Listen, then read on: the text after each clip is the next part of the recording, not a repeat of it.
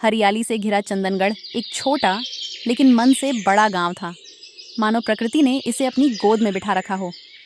इन्हीं घरों के बीच रहता था धवन, अपनी पत्नी सुषमा और 10 साल की चंचल बेटी मीरा के साथ। धवन मेहनती किसान था। मिट्टी से उसका रिश्ता किसी रिश्तेदार से कम नहीं था। वह हर बीज को ऐसे बोता मानो किसी सपने को दफनाकर जगाना चाहता हो। जब तक हम साथ हैं कोई मुश्किल बड़ी नहीं। बाबा, ये धूप भी आपसे डरती है, तभी तो खेत में पड़ते ही इतनी गर्म नहीं लगती। सुबह की हल्की धूप आंगन में फैल रही थी। धवन हल्की घबराहट में आवाज लगाता है। धवन थोड़ा ऊंची आवाज में, पर प्यार छिपा हुआ। अरे सुषमा, जरा जल्दी कर दो, खाना बांधो। खेत पर जाने में वैसे ही देर हो रही है। और हाँ, मीरा उठी क्या, या अभी भी तकिए से लड़ रही है?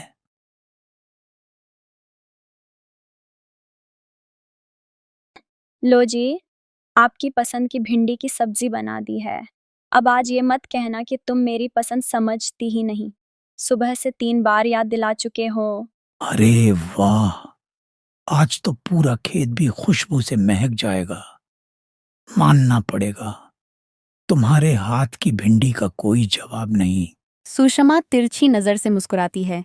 हम बाकी दिन तो बस शिकायतें ही करते हो, आज तारीफ भी सुनने को मिल गई। बाबा, आप बिना गुड मॉर्निंग बोले जा रहे थे और मेरे लिए क्या लाओगे खेत से? पिछली बार वाली बड़ी चमकीली पत्थर जैसी चीज लाइएगा। अरे पगली, पत्थर नहीं था, मिट्टी का टुकड़ा था। लेकिन तेरे लिए आज कुछ अच्छा ही ढूंढूंगा। पक्का? झूठ नहीं? किसान की बात में झूठ नहीं होता राजकुमारी। ध्यान से काम करना, धूप तेज है और तुम्हें हमेशा जल्दी रहती है। पानी पीते रहना, सुना? धवन उसे देखता है। उस एक नजर में सारा रिश्ता बोल जाता है। तुम दोनों का ख्याल रखकर कौन खेत भूल सकता है। चलो, अब चलता हूं, वरना सूरज मुझसे पहले खेत चढ़ जाएगा। धवन पोटली कंधे पर डालकर निकल पड़ता है। धवन खेत की पगडंडी पर तेज तेज कदमों से जा रहा था कि सामने 2 परिचित आवाजें सुनाई दीं। अरे धवन भाई, आज तो काफी देर हो गई खेत जाते हुए। क्या हुआ? भाभी ने आज नाश्ता बनाने में ज्यादा समय लगा दिया क्या? धवन हल्की मुस्कान दबाता हुआ उनके पास पहुंचा। हाँ भाई, बिल्कुल सही पकड़ा। भिंडी की सुगंध ने मेरा आधा समय खा लिया। पर तुम दोनों यहाँ क्या कर रहे हो? काम पर नहीं जाना आज? नहीं नहीं, काम पर तो जाना है, पर बात कुछ और है।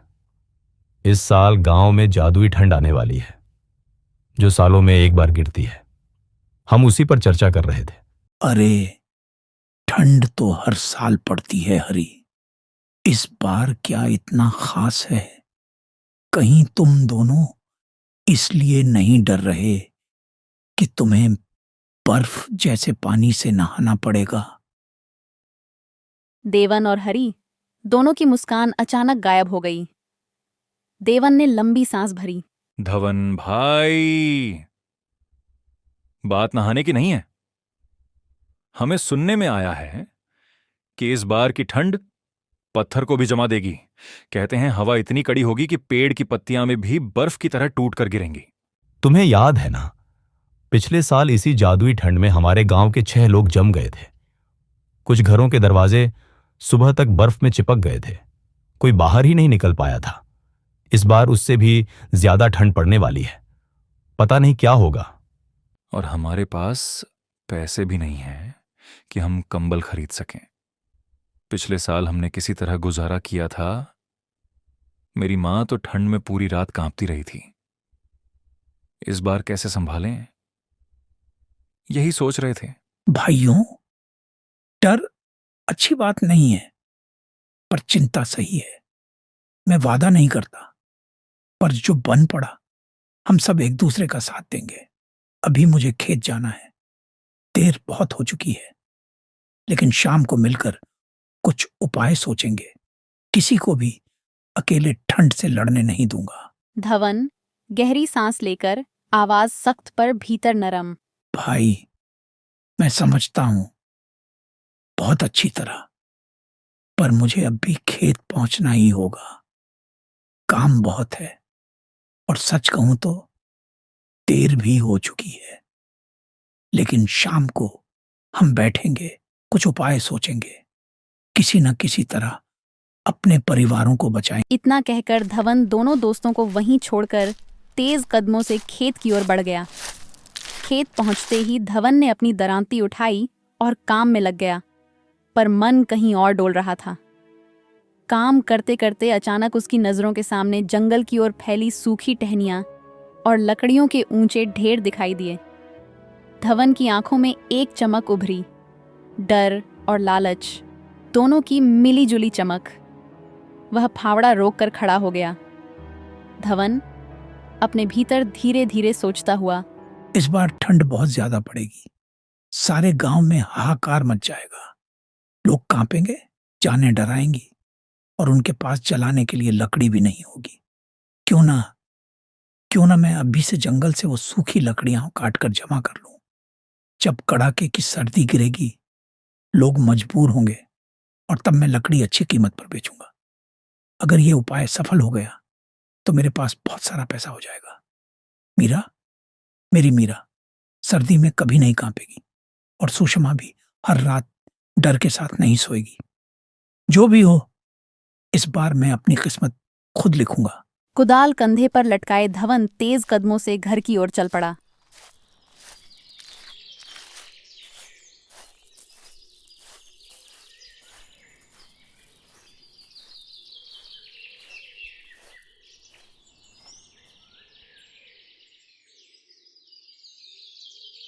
अजी क्या बात है, आज तो आप खेत से बहुत जल्दी लौट आए।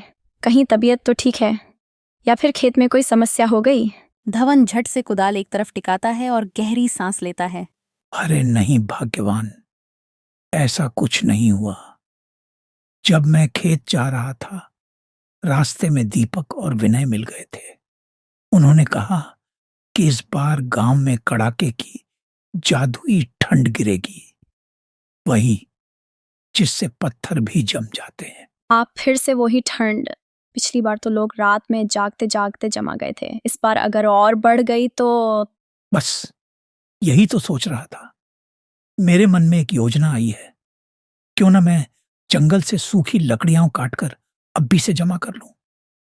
जब खून जमा देने वाली ठंड गिरेगी, लोग जलाने के लिए लकड़ी ढूंढेंगे और तब मैं उन्हें अच्छी कीमत पर बेचूंगा।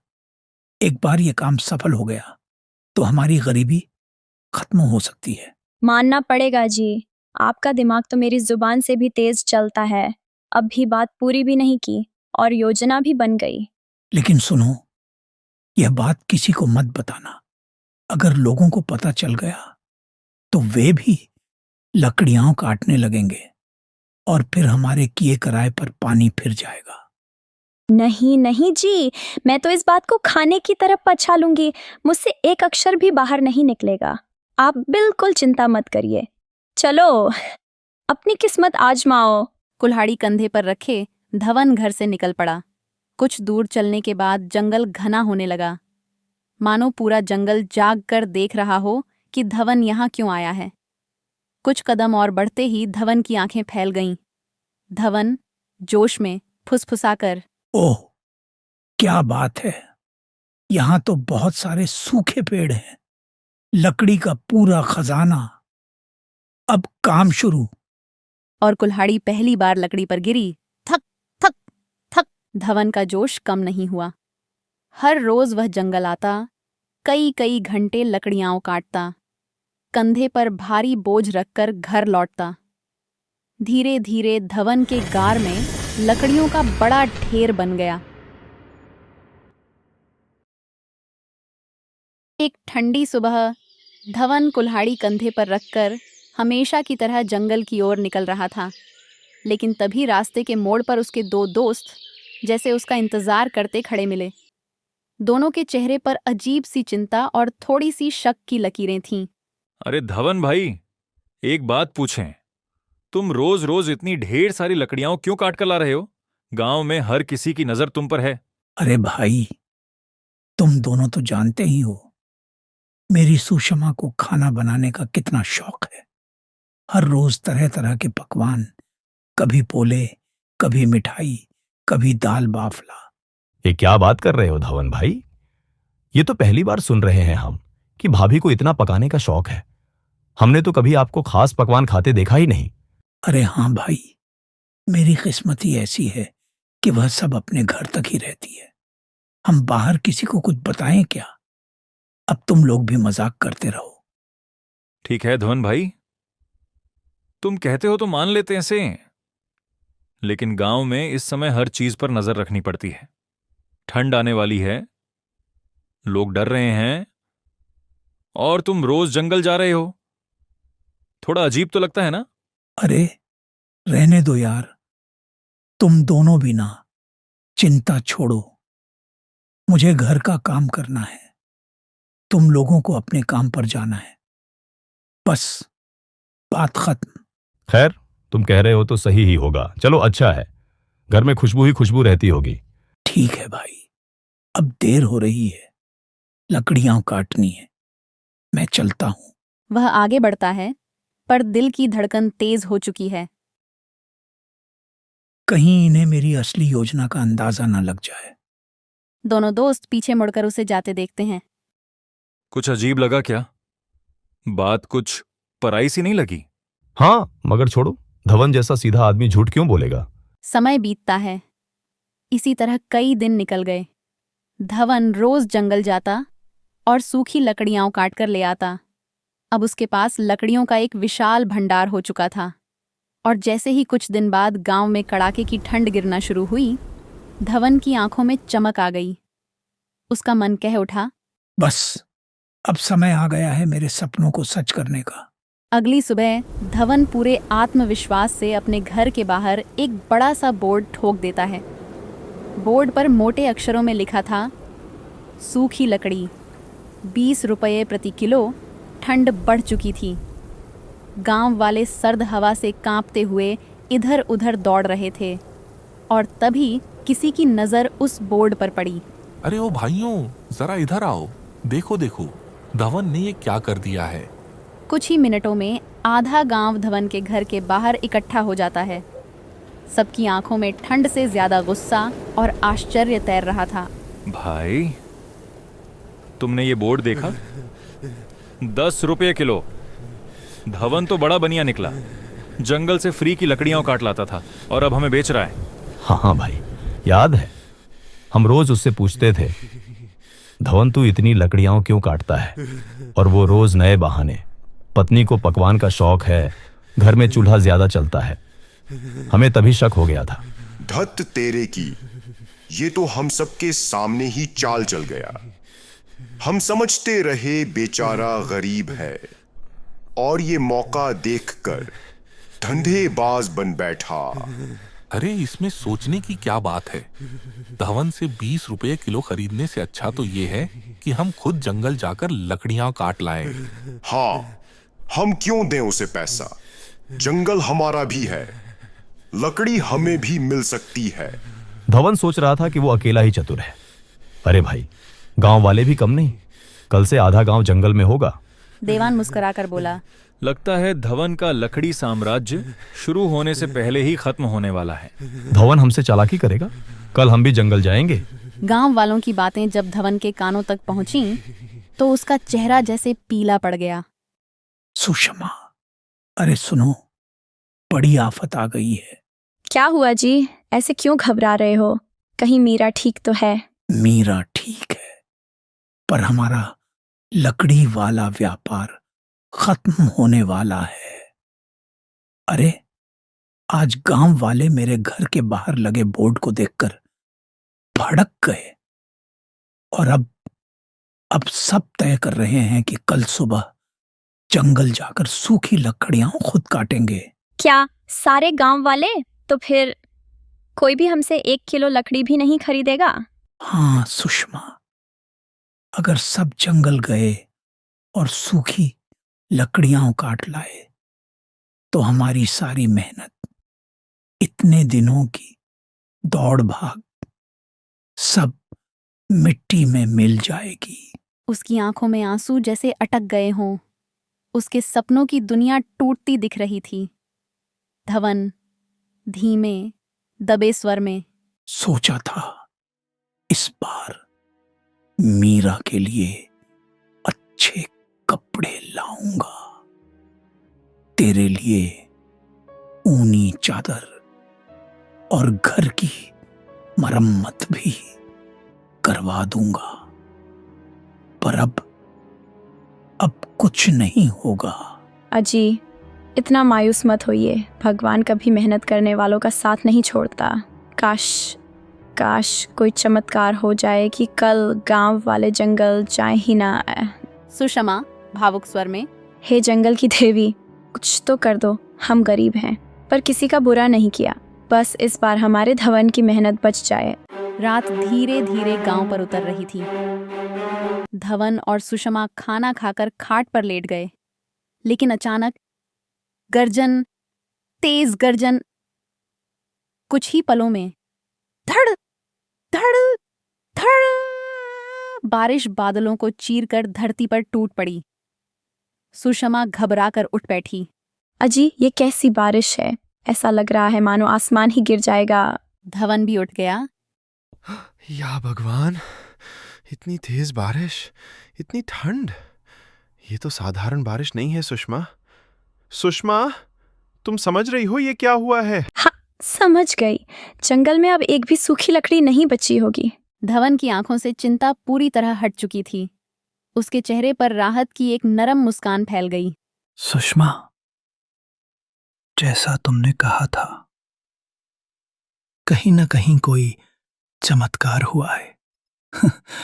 कल गांव वाले जंगल जाएंगे, पर उन्हें सूखी लकड़ी क्या मिलेगी?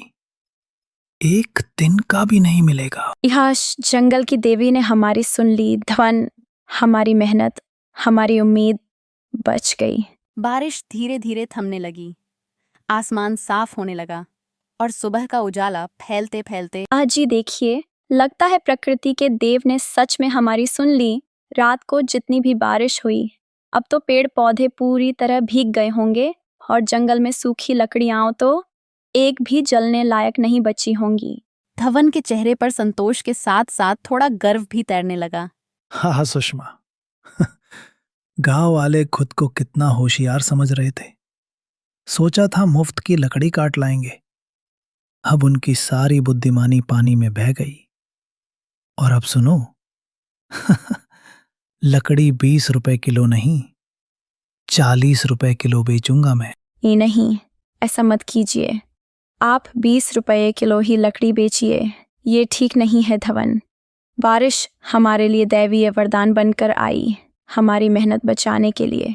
अगर आप दाम दुगुना कर देंगे तो यह दैवी उपकार का गलत फायदा होगा। ये तो लोगों को लूटना हुआ है। सुषमा, बात समझो। गांव वालों ने क्या किया? मुझे धोखा देने चले थे। मेरी मेहनत पर पानी फेरने जा रहे थे। और रात को जो बारिश हुई, वह भी एक संकेत है। संकेत कि उन्हें सबक मिलना चाहिए। अब तुम बीच में मत पड़ो। दाम 20 रुपए किलो ही रहेंगे। मैंने ठान लिया है। धवन, मेहनत करने वाला इंसान कमाता है, लेकिन लालच करने वाला सब खो देता है। दैवीय शक्ति ने हमें बचाया है, किसी को गिराने के लिए नहीं। कृपया मेरा कहना मान लो। धवन ने मुंह फेर लिया। उसकी आंखों में हट था, जैसे वह दुनिया को साबित करना चाहता हो कि उसके साथ धोखा करने की सजा कोई भी नहीं भूलेगा। धवन ठंडी, सख्त आवाज में, मैंने फैसला कर लिया है सुषमा, और इस बार मैं किसी की बात नहीं सुनूंगा। कड़ाके की ठंड गांव को चाकू की तरह काट रही थी। हर घर अपनी बची खुची लकड़ियां जला रहा था। सुने ना बहन, ये कैसी ठंड पड़ी है इस बार। मेरे तो हाथ भी काम नहीं कर रहे। हमारे घर में तो बस 4-5 लकड़ियां बची हैं, उन्हीं से आग जला रखी है। हाँ बहन, हमारे घर तो पूरी तरह लकड़ियां खत्म हो गई थीं। तभी तो हम तुम्हारे घर गर्मी लेने चले आए, नहीं तो मेरे मोहन का तो ठंड से बुरा हाल हो रहा था। तुम्हें पता है बहन, जब ठंड शुरू हुई थी ना, तब धवन लकड़ियों का दाम 20 रुपए किलो रख रहा था। और अब जब ठंड जान ले रही है, तो उसने दाम बढ़ाकर 40 रुपए किलो कर दिए। हाँ, सुना है मैंने। कह रहे हैं कि बारिश की वजह से जंगल की सारी सूखी लकड़ियां गीली हो गई हैं। अब काट कर भी लाओ तो जलती नहीं, इसीलिए लोग वापस खाली हाथ लौट आए।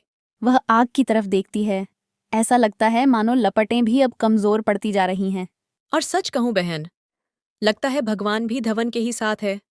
न जाने क्यों, बारिश ठीक उसी रात हुई जब गांव वाले लकड़ी काटने की सोच रहे थे। अब हमारी मजबूरी है कि लकड़ियां उसी से लेनी पड़ेंगी। क्या करें बहन, ये ठंड तो जानलेवा है। अगर आग न जलाई तो घर में बच्चे सांवरे सब ठिठुर जाएंगे। अब 40 रुपए किलो देकर ही लकड़ी लेनी पड़ेगी। और धवन, वह तो दाम कम करने का नाम ही नहीं ले रहा। धवन का लकड़ी बेचने का व्यापार अब पूरे गांव में धूम मचा रहा था। हर सुबह धवन अपनी छोटी सी दुकान के सामने खड़ा होता। आंखों में एक अजीब सा तेज, चाल में अकड़ और आवाज में ऐसा घमंड जैसे वह गांव का मालिक बन गया हो। गांव वाले बारी बारी आते, सिकुड़ते हुए, कांपते हाथों में पैसे थामे। धवन भाई, थोड़ी लकड़ियां दे दो, रात को बच्चे जम रहे हैं। अरे, लकड़ियां कोई जंगल में उगती नहीं, मेहनत लगती है। 10 रुपए किलो था, अब 20 हुआ तो क्या। ठंड बढ़ी है, दाम भी बढ़ेंगे। उसकी बातों में अब करुणा का एक कतरा भी नहीं, सिर्फ लालच, फायदा और ऊपर से चुभता हुआ ताना। धवन पहले ऐसा नहीं था। पैसा आए ना तो इंसान बदल जाता है। अब तो लगता है इसका दिल भी पत्थर हो गया है। पर धवन को इससे कोई फर्क नहीं पड़ता था। उसके घर में रोज आग बड़ी भट्टी की तरह धधकती रहती, गर्माहट, आराम और सुख का माहौल। और वह अपने घर की गर्म हवा में बैठकर सोचता, देखा, पूरा गांव मेरे आगे झुक रहा है। मेहनत मैंने की, फायदा भी मुझे ही होगा। धन जितना बढ़ रहा था, उसके अंदर का अहंकार और लालच उतना ही ऊंचा होता जा रहा था। एक दुर्बल साधु बाबा कांपते हुए गांव की पगडंडी से आते दिखाई दिए। वे धवन के आगे आकर धीमी, कांपती आवाज में बोले, बेटा, बहुत प्रचंड ठंड है। रात भर मैं खुले आसमान के नीचे था। यदि थोड़ी सी सूखी लकड़ी दे दे तो यह बूढ़ा तन बच जाएगा, परंतु मेरे पास देने को धन नहीं है। मैं बस दिल से दुआ दे सकता हूं। माफ कीजिएगा बाबा, मेरी लकड़ी मैंने जंगल में मेहनत से काटी है, खून पसीना बहाया है मैंने। ये कोई दान की चीज नहीं जो मैं मुफ्त में बांटता फिरूं। बेटा, दुआओं की कीमत सोने से भी अधिक होती है। कभी किसी की पुकार अनसुनी मत करना। मुझे आपकी दुआओं की कोई जरूरत नहीं है, और मुफ्त की लकड़ी कभी नहीं। मेरे पास फालतू समय भी नहीं है आप जैसे लोगों पर बर्बाद करने के लिए। चलिए आगे बढ़िए। बाबा कुछ क्षण चुप रहे, फिर उनकी आंखों में एक अजीब सी चमक उभर आई। दया, चेतावनी और एक शांति से भरी हुई। वे धीरे से बोले, धवन, कभी कभी मनुष्य की परीक्षा धन से नहीं दिल से होती है, और तू आज उस परीक्षा में हार गया। याद रखना, जिसकी आग तूने मुझे न दी, वही आग किसी दिन तुझे जला भी सकती है। इतना कहकर साधु बाबा ठंडी हवा में आगे बढ़ गए।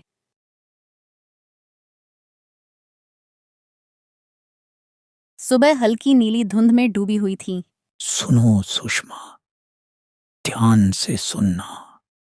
आज मुझे दूसरे गांव एक जरूरी काम से जाना है। लकड़ी बेचने का काम तुम संभाल लेना, और याद रहे, किसी को भी एक भी लकड़ी का टुकड़ा मुफ्त में मत देना, समझी? धवन, मैं कई दिनों से देख रही हूँ तुम गांव वालों पर बहुत कठोर हो गए हो। इतनी ठंड में लोग जान बचाने की कोशिश कर रहे हैं और तुम दाम बढ़ा बढ़ा कर उनका शोषण कर रहे हो। मुझे ये अच्छा नहीं लग रहा। देखो सुषमा, मैं मेहनत करता हूँ, जंगल जाकर लकड़ी काटता हूँ। ये कोई दान का धंधा नहीं है। मैंने साफ कहा है, मुफ्त नहीं, और दाम वही रहेंगे जो मैंने तय किए हैं। अभी भी समय है धवन। हम पैसे कमाएं, लेकिन पाप मत कमाएं। प्रकृति के देव ने हमें वह बारिश दिखाकर चेतावनी दी थी। दया भी एक कमाई होती है, और ऐसी कमाई जीवन भर साथ रहती है।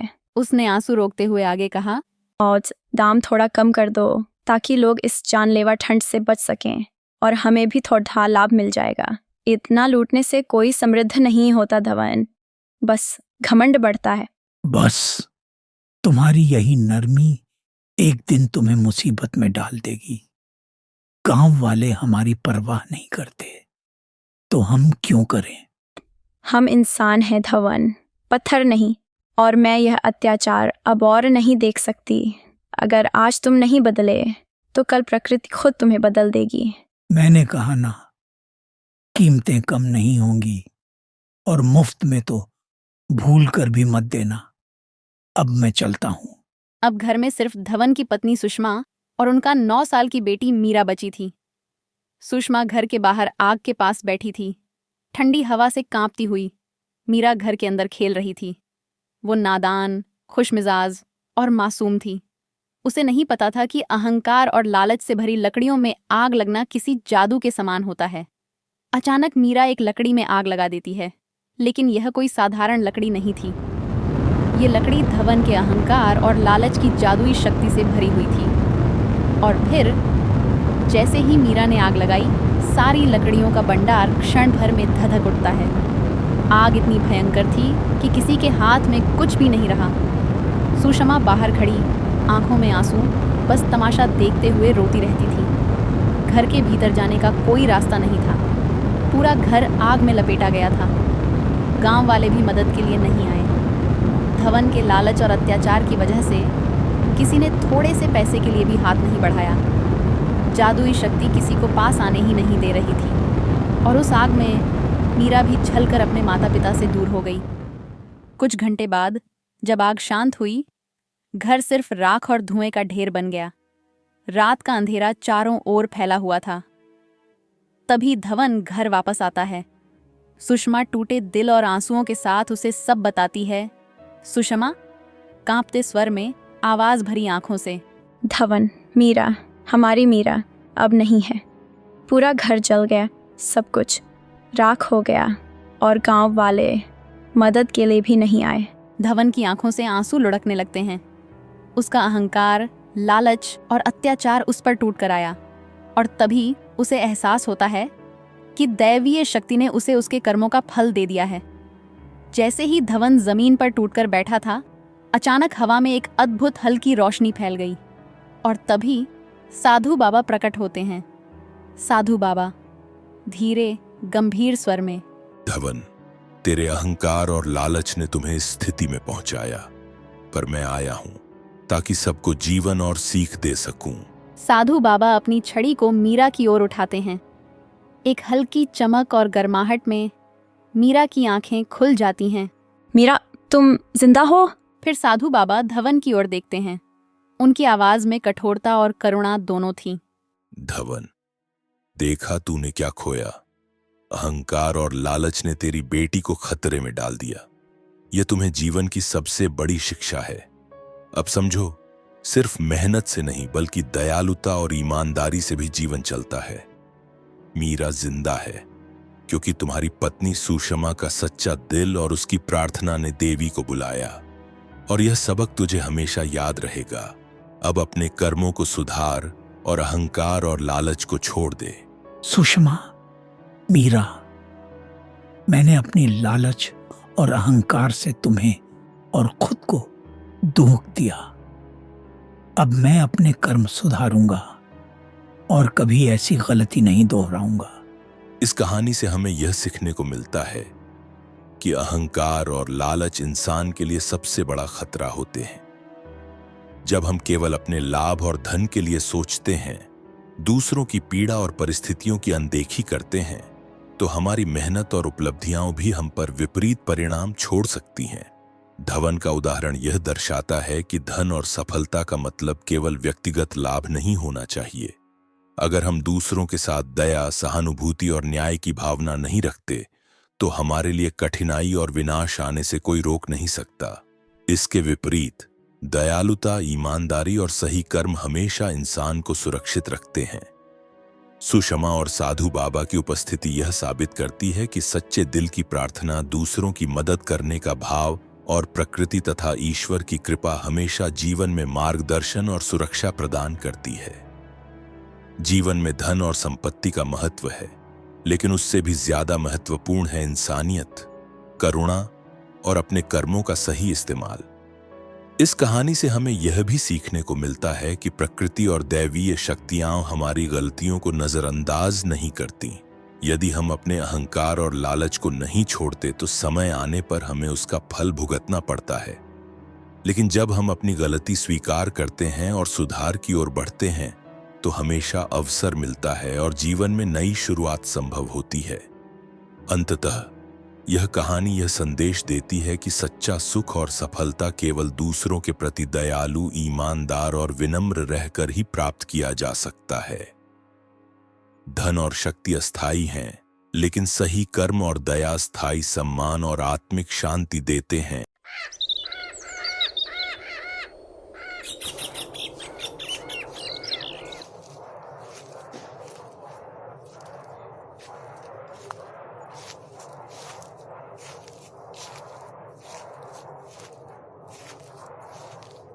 मीर काका, यह लीजिए आपकी लकड़ियाँ आया हूँ।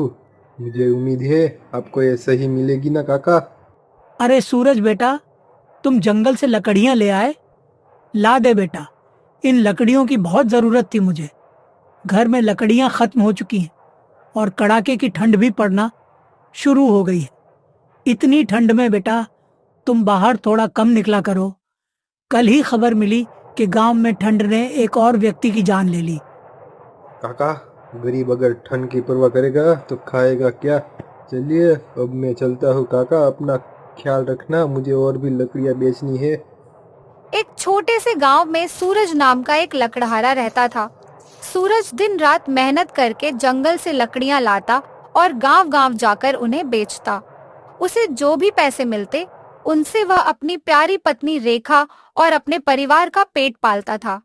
सर्दियों का समय था, ठंडी हवाएं चल रही थीं और सूरज सर्दी की परवाह के बिना लकड़ियां बेचने निकला करता। हर सुबह जब वह जंगल से लकड़ियां लेकर लौटता, उसकी थकी हुई आंखों में एक उम्मीद और संघर्ष की चमक होती थी। उसे पता था कि यही मेहनत उसके परिवार को सर्दी से बचा पाएगी। रेखा भी उसे देखकर दिल से दुआ करती। उसका सपना था कि एक दिन सूरज की मेहनत का फल उसे जरूर मिलेगा।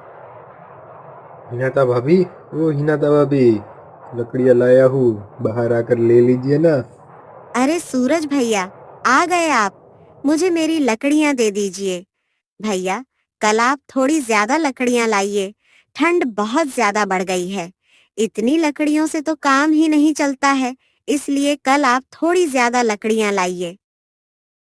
ये लीजिए आपके पैसे। ठीक है भाभी जी, कल से मैं आपके लिए थोड़ी और लकड़ियाँ ले आऊँगा ताकि आप आराम से सर्दियाँ झेल सके।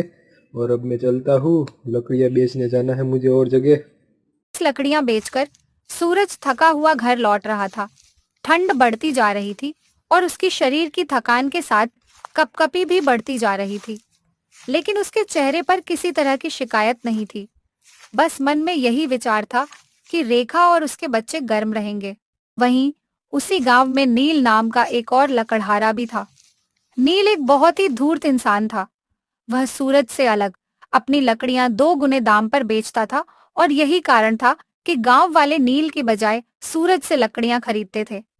नील की आंखों में एक जलन और सूरज के लिए गहरी नफरत थी। हे भगवान, न जाने कहाँ रह गए वो।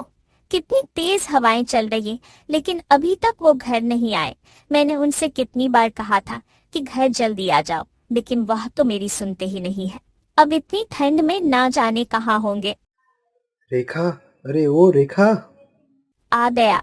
कहाँ रह गए थे इतनी देर तक? आपको पता नहीं कि कितनी ठंड है बाहर, ऊपर से ये सर्द हवाएं।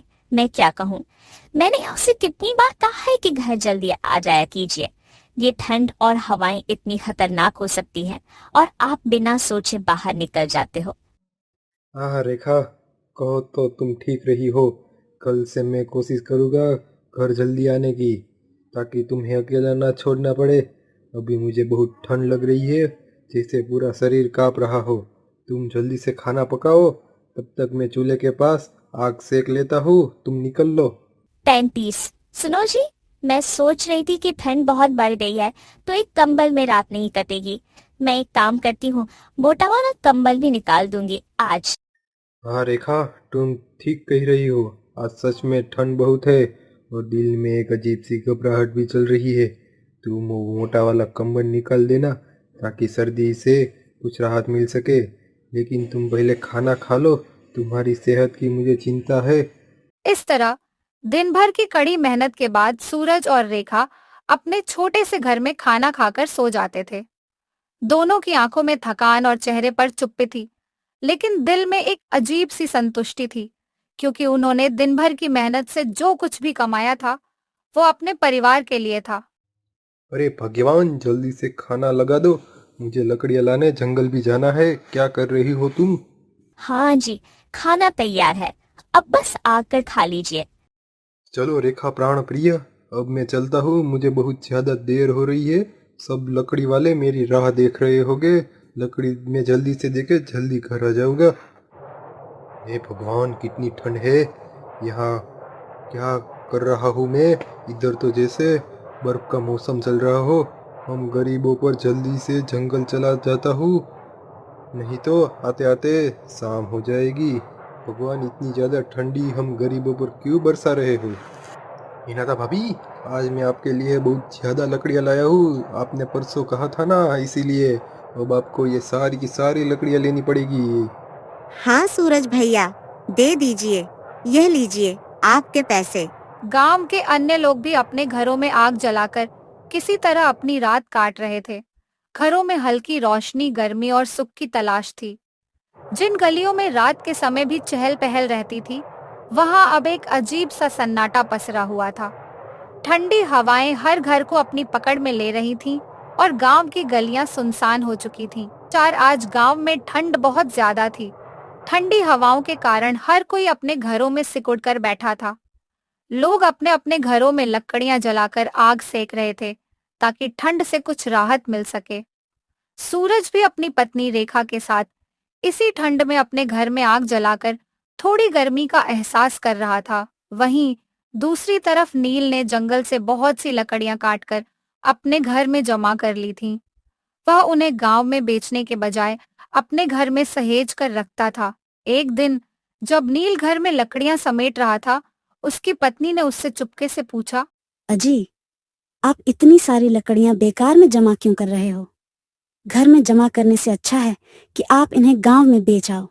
अरे मेरी भोली पत्नी चांदनी, तुम मुझे जानती नहीं। तुम्हारा पति बहुत दिमाग वाला है। दिल में गर्व और उत्साह है, क्योंकि मुझे पूरा यकीन है कि मेरी योजना काम करेगी। तुम बस देखती जाओ, कुछ ही दिनों में गांव में बारिश होने वाली है, ऐसा गांव वाले बोल रहे थे। यह मौका बिल्कुल सही है।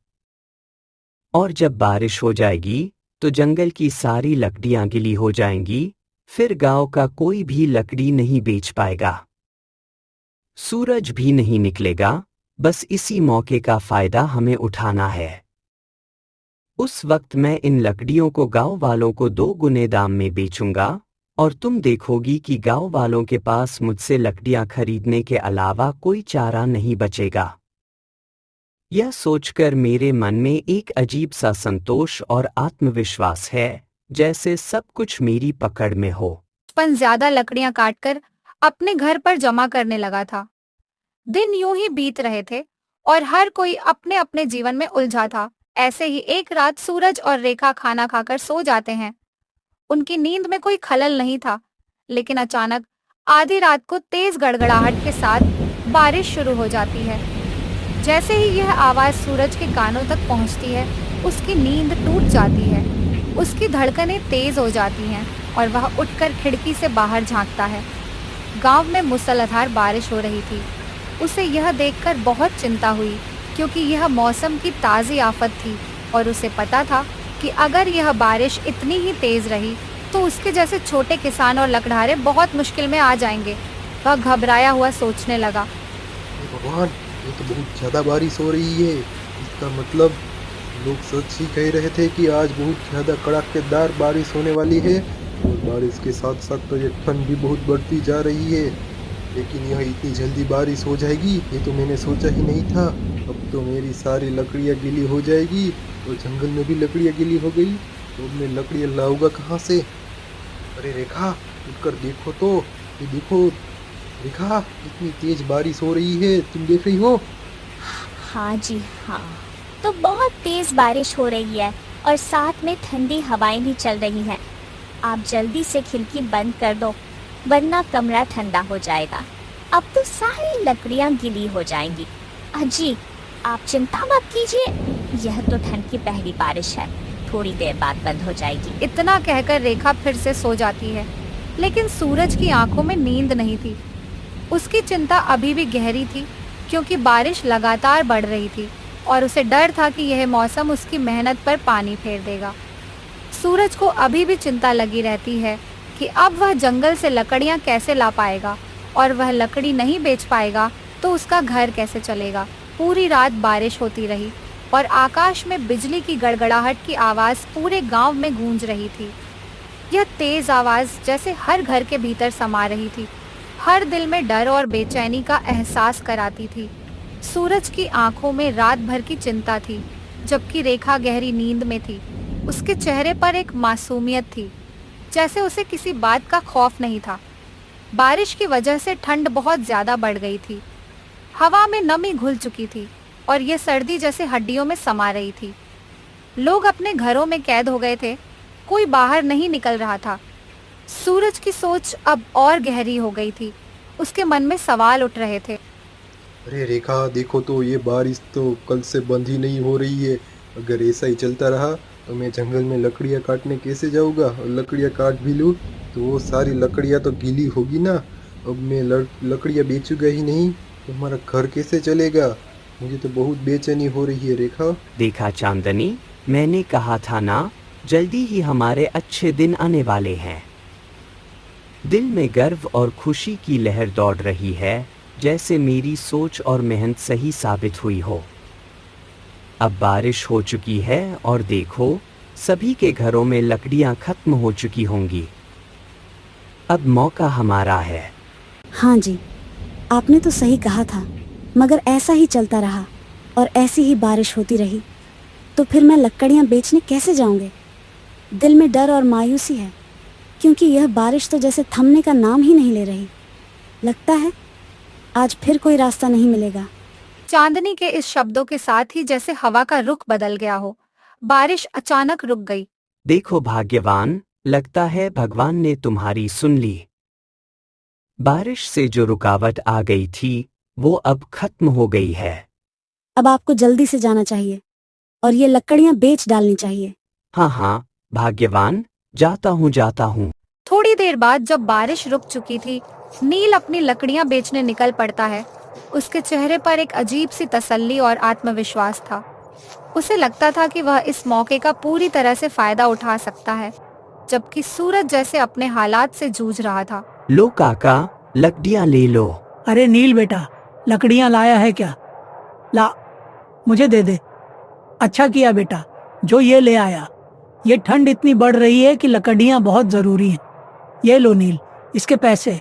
अरे काका, यह तो बहुत कम पैसे हैं, आपको 30 रुपए और लगेंगे। अरे नील, सूरज तो हमें 25 में ही लकड़ियाँ देकर जाता है और तुम मुझसे 50 मांग रहे हो? अरे काका, आपको तो पता ही है, बारिश की वजह से सारी लकड़ियाँ गीली हो गई हैं। मैं यह लकड़ी बाजार से खरीद कर लाया हूँ, मुझे भी यह दोगुने दामों पर मिली है। काका, लकड़ी की बहुत कमी हो गई है, इसलिए इनके दाम भी बढ़ गए हैं, क्योंकि जंगल के सारे पेड़ गिले हो चुके हैं। ठीक है नील, ये लो अपने बाकी के रुपया। इस तरह नील अपनी लकड़ियाँ ऊंचे दामों पर पूरे गांव में बेच देता है।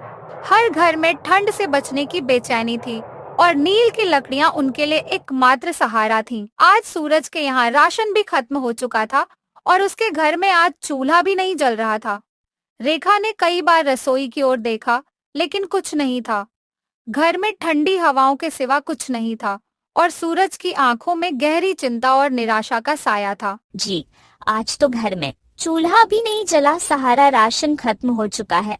आप मुखिया जी के पास जाकर कुछ मदद क्यों नहीं मांगते? हो सकता है वह आपकी कुछ मदद कर दे। ठीक है रेखा, मैं जाकर देखता हूँ, अगर कुछ हो मुखिया जी सहायता कर पाए तो। नमस्ते मुखिया जी। अरे आओ सूरज, बताओ कैसे आना हुआ? मुखिया जी, कल से जो बारिश हो रही है उसके कारण गांव के सारे पेड़ गीले हो चुके हैं। मैं तो लकड़ियाँ काटने भी नहीं जा रहा हूँ। वो लकड़ियाँ जो काट के लाया था वो लकड़ियाँ भी गीली हो गई है। अब मैं लकड़ियाँ ही नहीं बेच पा रहा हूँ। अब तो मेरे घर का सारा राशन भी खत्म हो चुका है। अनाज भी मांग मांग के खाना पड़ता है। आज मेरे घर में चूल्हा तक नहीं जला है। अगर आप थोड़ी सी मदद कर दे तो आपकी बहुत ही ज़्यादा भगवान की कृपा होगी और मेरी भी दुआ आपको मिल जाएगी। मुखिया जी, क्या सोच रहे हैं आप? दो देख सूरज, मैं तेरी मदद तो कर देता, लेकिन अभी मेरे हाथ भी तंग हैं। अभी मेरे खुद के लाले पड़े हैं, तो मैं तुम्हारी कैसे मदद करूं? सूरज की बातें सुनकर मुखिया ने थोड़ी देर तक चुपचाप उसकी ओर देखा, फिर एक हल्की सी हंसते हुए बहाने बनाते हुए कहा, अरे मुखिया चाचा, अभी तो मेरे पास पैसे नहीं है, लेकिन जैसे ही पैसे आते हैं मैं आपको सारे के सारे पैसे लौटा दूंगा, वो भी ब्याज के साथ। आप टेंशन मत लीजिए। अरे अब तो मुझे कुछ भी समझ में नहीं आ रहा है। मुखिया जी ने भी मदद करने से मना कर दिया। अब मैं घर पे जाके रेखा को क्या जवाब दूंगा?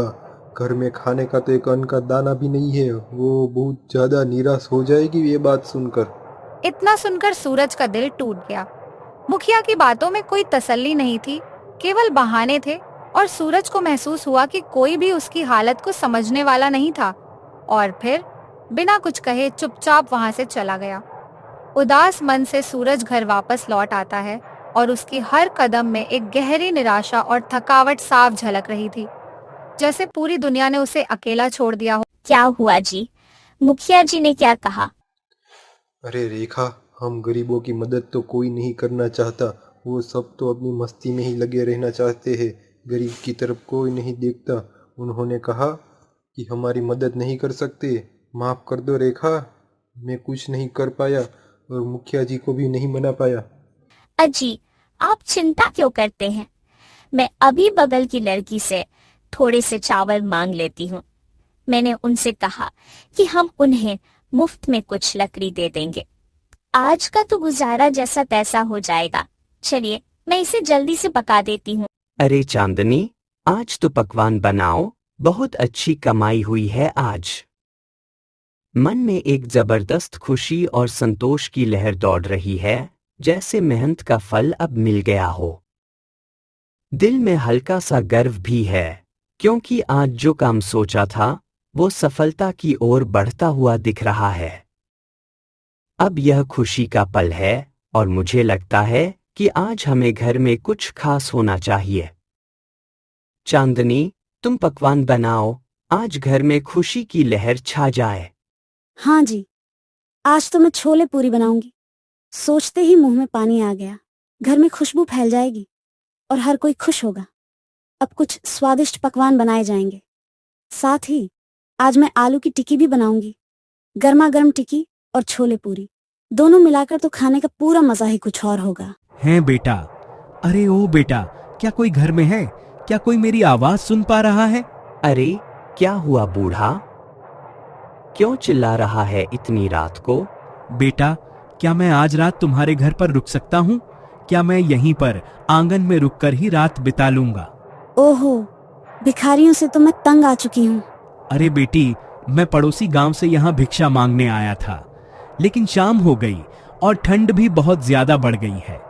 हाथ पांव कांप रहे हैं, शरीर ठिठुर रहा है, दिल में बहुत डर भी समा गया है कि अब कहाँ जाऊं। अरे ओ बुढ़ा, यहाँ कोई आश्रम है क्या जो तुम यहाँ रुकोगे? बेटी, मैं यहीं पर आंगन में रुककर ही रात बिता लूंगा।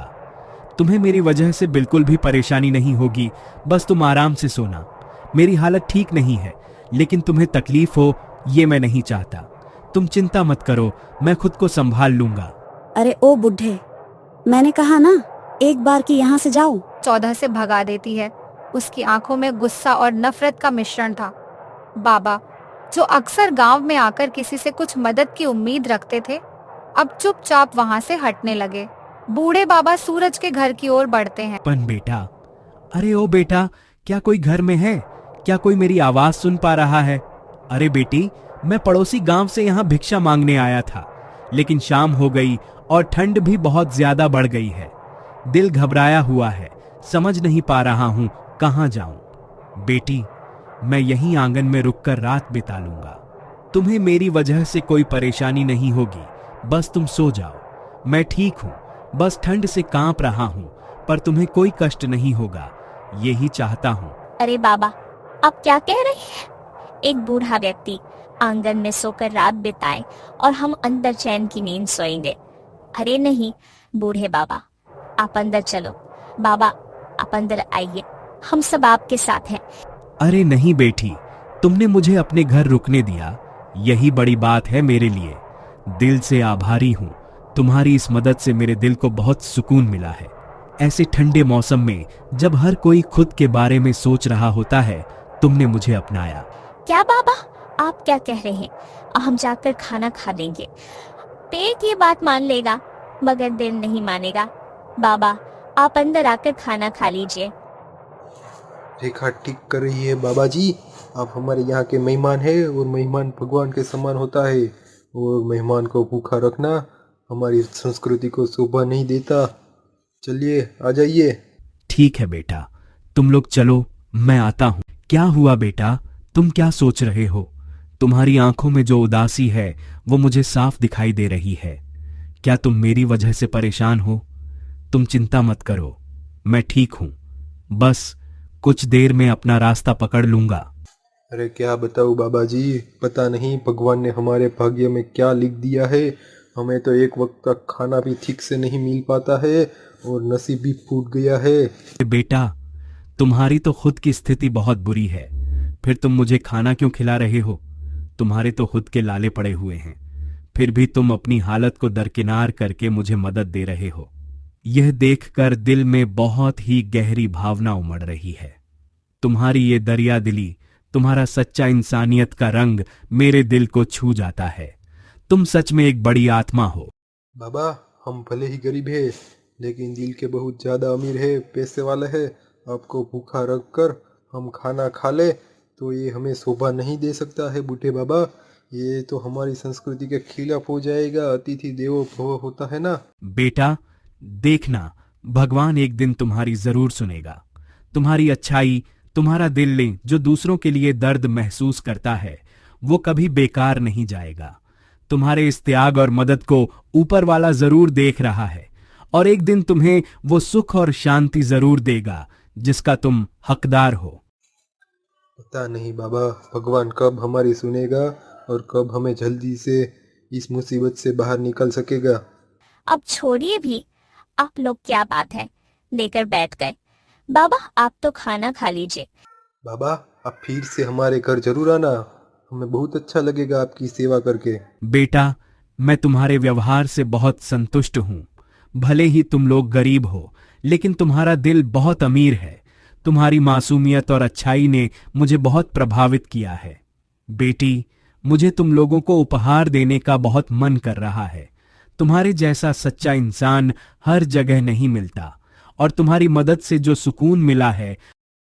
अरे बाबा, अरे बेटा, जब कोई बड़ा उपहार दे रहा हो तो मना नहीं करते, खुशी खुशी स्वीकार करते हैं।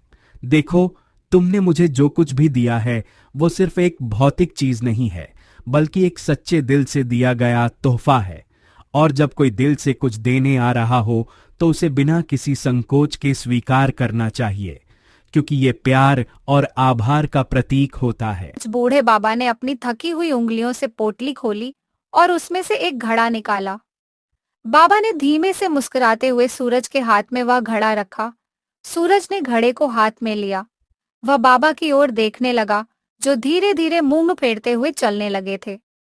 क्या लगता है भाग्यवान, क्या होगा इस घड़े में? मेरी तो बेचैनी ही खत्म नहीं हो रही है। मैं जल्दी से खोलने की कोशिश करूँ क्या? जी, आप इसे खोल कर क्यों नहीं देखते?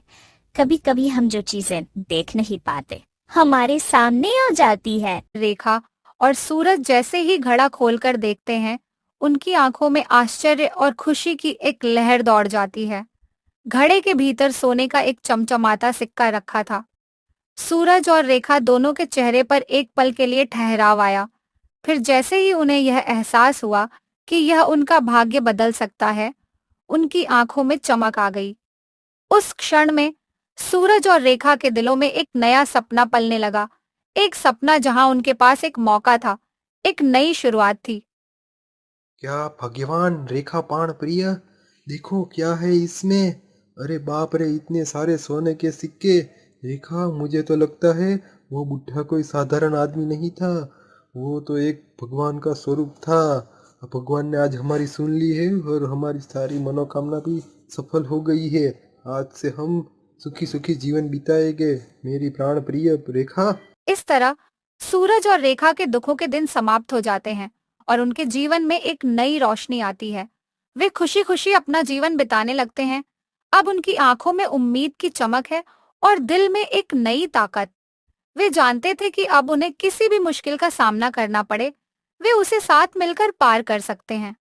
उनके जीवन में हर दिन एक नई शुरुआत थी और यह खुशियां उनके संघर्षों और ईमानदारी के परिणाम स्वरूप आई थीं। वहीं दूसरी ओर नील, जो हमेशा अपनी चालाकियों और धूर्तता के सहारे आगे बढ़ने की कोशिश करता था, पेड़ काटते हुए खुद को धोखा दे बैठा। एक भारी पेड़ अचानक उसके ऊपर गिर जाता है और वह बुरी तरह से घायल हो जाता है। यह हादसा नील के लिए एक चेतावनी बनकर आता है, क्योंकि उसे अपने कर्मों का फल मिल चुका था। उसकी आंखों में पीड़ा थी, लेकिन साथ ही वह यह समझने लगा था कि कोई भी गलत काम सजा से बच नहीं सकता। दोस्तों, कहानी यहीं खत्म होती है। इस कहानी से हमें यही सीख मिलती है कि धन और दौलत सब यहीं धरे रह जाएंगे, हमारे साथ सिर्फ हमारे कर्म ही जाएंगे। इसलिए हमें हमेशा अच्छे कर्म करने चाहिए, क्योंकि यही हमारी असली संपत्ति होती है। अगर कहानी पसंद आई हो तो वीडियो को लाइक करें और चैनल को सब्सक्राइब करना न भूलें।